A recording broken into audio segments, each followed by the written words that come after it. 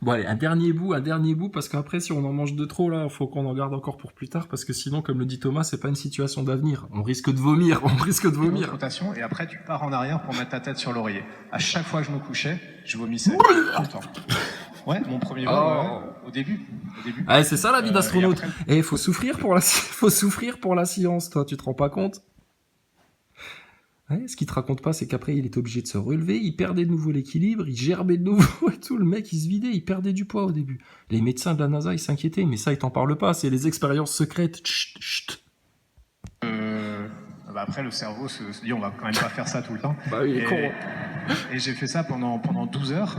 Et après, tu vois, tu crois que t'es bien. Après, je me disais, bah, c'est 12 heures où tu gerbes, hein. Tu tournes la tête et tout, tu dégueules à chaque fois. Hein. Pendant 12 heures, tu glisses par terre et tout, c'est une catastrophe le truc. Et après, attention, suspense, qu'est-ce qui se passe après? à faire ça tout le temps. Et j'ai fait ça pendant 12 heures. Et après, tu vois, tu crois que t'es bien. Après, je me disais, bah, c'est bon, là, j'ai plus rien du tout. Je prenais un peu trop la confiance. Ouais, on a remarqué. Et là, j'arrivais à peine 24-48 heures après et tout, sur le tarmac et tout. Tout d'un coup, devant Monsieur le Président, sur les chaussures, tu sais. Et je rebougeais la tête. Et là, catastrophe à chaque fois. Ah ouais, à chaque fois. Et incroyable, putain, l'anecdote, waouh. Mais tu sais que tu devrais participer au concours d'anecdotes avec Golio et Gogolito, Carlito, je sais pas quoi, là. Oh putain. Ah, tu l'as fait déjà? Ah bon, on n'était pas au courant. On t'a pas vu mentir la fois là. À peine, un peu Pesquet. Il y a quelqu'un qui est plus fan de Pesquet que moi en France. Je suis pas le plus méritant à rencontrer Thomas Pesquet en France. Est-ce que Thomas Pesquet, dans son emploi du temps, vu que tu vas bien en Martinique, moi je suis moins loin. Hein. Est-ce qu'on pourrait se rencontrer sur la ville de Metz avec des reporters, des journalistes, des caméras et qu'on passe 1 heure ou 2 ou 3 ou 4, hein, selon la durée de la mission. Hein. Si personne s'est gouré dans les calculs des interfaces, on verra combien de temps ça dure. Mais qu'on discute devant les Français là. Faut que ça se sache quand même cette histoire-là. Faut que tu te libères de ça. Tu vas pas mourir comme ça. Tu vas finir en enfer, Pesquet. Déjà qu'ils t'ont salement tabassé le cul à Rouen, franchement, si les Français te tabassent la gueule, putain, pour le jour où ils vont découvrir le mensonge, nous, on préfère que tu t'épargnes ça. Hein. Après, fais ce que tes démons t'inspirent. Hein. Nous, on voudrait pas te ramener sur le droit chemin, Thomas, surtout pas. Ça ramènerait les Nazaboy avec. Oh non, on rigole, vous êtes les bienvenus. Mais il faut dire la vérité, Pesquet. Tu vas bien? On dit ça en rigolade. Détends-toi l'anus dilaté. Hein. Appelle Bruno Le Maire et dis-lui au ministre de l'économie là que c'est fini. Hein. Plus un seul denier pour ta connerie du spatial. Hein. Terminé. Et après, tu crois que t'es bien. Après, je me disais, bah, c'est bon, là, j'ai plus rien du tout. Je prenais un peu trop la confiance. Et je rebougeais la tête. Et là, catastrophe à chaque fois. Ouais. Ah, d'accord. Mais alors du coup, pour répondre à la question de la jeune fille, au bout de combien de temps ça s'arrête le vomiland là? Parce que c'est bien beau ce que tu nous racontes dans ton intimité, là, ça dégoûte tout le monde, mais très clairement, donc au bout de 12 heures, bon, vu que t'es une grande gueule, un orgueilleux, etc., enfin, un con d'astronaute de franc-maçon, tu prends la confiance, tu te dis, ouais, bon, là, c'est bon, maintenant je suis sauvé d'affaires, etc., je suis sorti d'affaires, et en fait, pas du tout, hein, à chaque fois. Hein. Dégueulé, hein. Il bougeait la tête, il levait un pied, il essayait de se coucher, il en foutait partout. Ce qu'il te dit pas, quand tu l'as vu tout à l'heure, là, débarquer de l'avion République Air France, là, République maçonnique pédophile, là, lui, il débarque, il descend les escaliers, il est à l'aise et tout, il est léger. Le mec, il arrive, il a la classe, il a la confiance. Mais ce qu'il te dit pas, c'est que un quart d'heure avant, il leur a ruiné les sièges hein, dans l'avion. Hein. Le ministre ou le président, quand il va le récupérer, il va dire mais c'est quoi ça? C'est quoi ce merdier là on l'avait prêté pour Thomas Pesquet. Qui c'est qui a organisé une orgie là-dedans? Les Clinton ont eu les clés de l'avion? Qu'est-ce qui s'est passé là? C'est Podesta? Vous avez fait quoi? Vous avez commandé des pizzas les mecs? Il y avait Jennifer Aniston dans le coup? Enfin c'est quoi le bordel là? Ah non, c'est Thomas Pesquet. Ah bon? Ah, parce que quoi? Parce qu'il avait trop pris la confiance et puis du coup, on a foutu partout, quoi. Pas de problème. Écoute, hein, les gens sont tellement abrutis que tu leur racontes ça ou autre chose. Ah, tant que tu leur mets des belles images devant les yeux, ils vont te croire. Hein. Tant que tu leur fais peur avec les médias façon David Pujadas pour leur faire bouffer les conneries du Covid, ils appelleront ça sûrement de la science hein, pour te faire plaisir, hein, pour te lécher encore plus le cul. Dilaté, Bruno Le Maire. De quoi? Du fouet de la vérité, jusqu'à ce qu'il dégueule toute la vérité. Thomas Pesquet, il va vomir toute la vérité. Sinon, fouet du châtiment, fouet de la vérité pour toujours. Pour tout et pour tous ses semblables. Et après, et là, catastrophe à chaque fois. Énorme. Ouais, et après, tu t'adaptes. Voilà, alors je te fais une réponse très très longue, mais tout ça pour dire que... Je te fais une réponse très très longue, tout ça pour te noyer le poisson, hein, bien entendu. Hein. Et bien sûr, il n'a pas répondu clairement et rigoureusement et scientifiquement, objectivement, précisément à la question. Il l'a endormi, il lui a ouvert un tiroir dans l'autre tiroir, il lui a raconté son histoire de dégueulis, il lui a mimé le truc pour la mettre en condition pour faire genre. Franchement, là, tu nous as fait du Chris Hadfield, hein, Thomas Pesquet. Hein, du Chris Hadfield.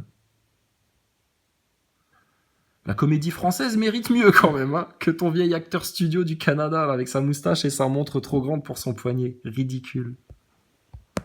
Le premier vol, le deuxième vol, j'étais bien tout de suite, t'as vu, en descendant de l'avion, là, je marche, tout va bien, etc.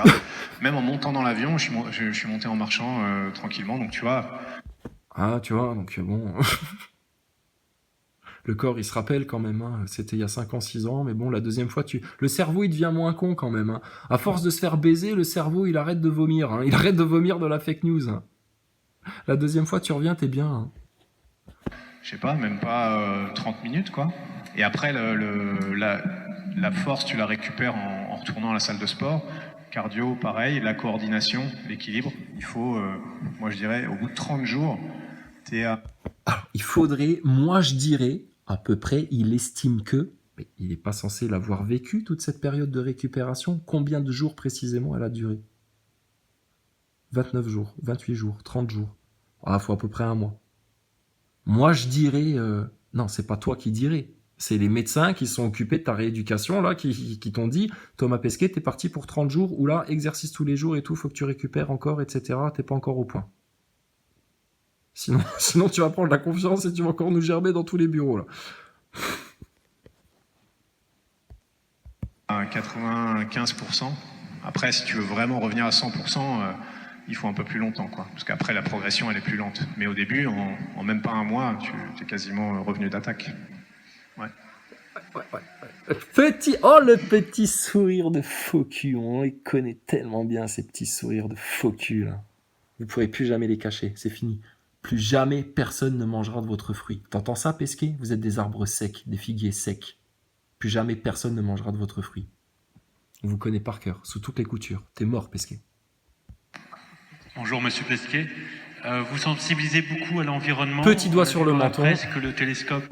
Ah, il te fait oui comme un petit PD, comme ça. On dirait Olivier Dussault. Ah oui, tout à fait, oui. Je mets mon doigt sur le menton. Oui. Alors, putain, t'as mis ta belle cravate pour poser des questions quoi comme question encore à Thomas Pesquet? On s'attend au pire. Beaucoup à l'environnement. On a vu dans la presse que le télescope John Webb a été impacté par une micro-météorite.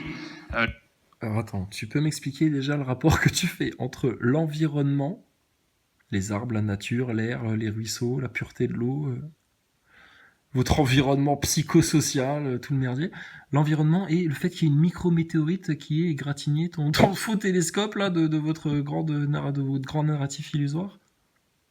Bah alors dis donc, niveau probabilité, ta station spatiale depuis 98, elle devrait être perforée de fond en comble là.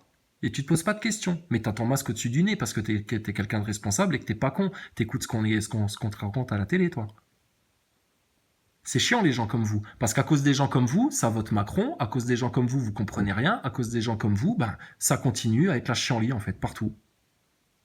Les ignorants, qui se font monter le cerveau, qui réfléchissent pas par eux-mêmes. C'est pénible. Et qui vous empêche d'arrêter d'être comme ça? Vos putains de médias, les mêmes connards d'astronautes qui vous gardent là-dedans, là, dans le faux savoir, là, dans l'ignorance totale. Donc il y a une micrométéorite dans le télescope. La station internationale est entourée de débris. Quelle est votre sensibilité par rapport au syndrome de Kessler? Je m'excuse, monsieur. Excellente question. Excellente question. On vous remet depuis le début. Non, mais on s'énerve, mais le masque. Putain, arrêtez ça, quoi. Par une micro-météorite. La station internationale est entourée de débris. Quelle est votre sensibilité par rapport au syndrome de Kessler? Et pensez-vous que face à la privatisation de l'espace et le lancement de nombreux satellites, avec la pollution lumineuse et d'autres événements promotionnels. Quelle est votre sensibilité? Événement promotionnel? À quoi tu penses? Alors, est-ce qu'il a une sensibilité, Thomas Pesquet? Il a pas de cœur. C'est comme Macron. Il a pas d'empathie, pas d'affect. C'est des serpents. C'est des humains froids. Vous comprenez ça, président Michel? Est-ce que vous trouvez, nous qu'à trouver normal, que les enfants de la Martinique se fassent gaver comme des enfants d'esclaves par de tels mensonges? C'est inacceptable. Inacceptable. Par rapport à tout ça? Alors, c'est une bonne question. Il y a plein de choses dans ta question. La micrométéorite, c'est d'origine naturelle. Hein. C'est pas forcément... Alors, oui, c'est naturel. Hein. Ça pollue pas. Hein. C'est parti. Il va nous parler des ruisseaux jolis. Je suis obligé d'arrêter là, Thomas. J'ai un problème d'interface au niveau des panneaux solaires. On est à court d'énergie. Je vais devoir te reprendre plus tard. D'accord? On va venir finir le petit astronaute. D'accord? Les NASA Boys, planquez-vous. C'est plus chez vous ici. Vous êtes la honte de la France.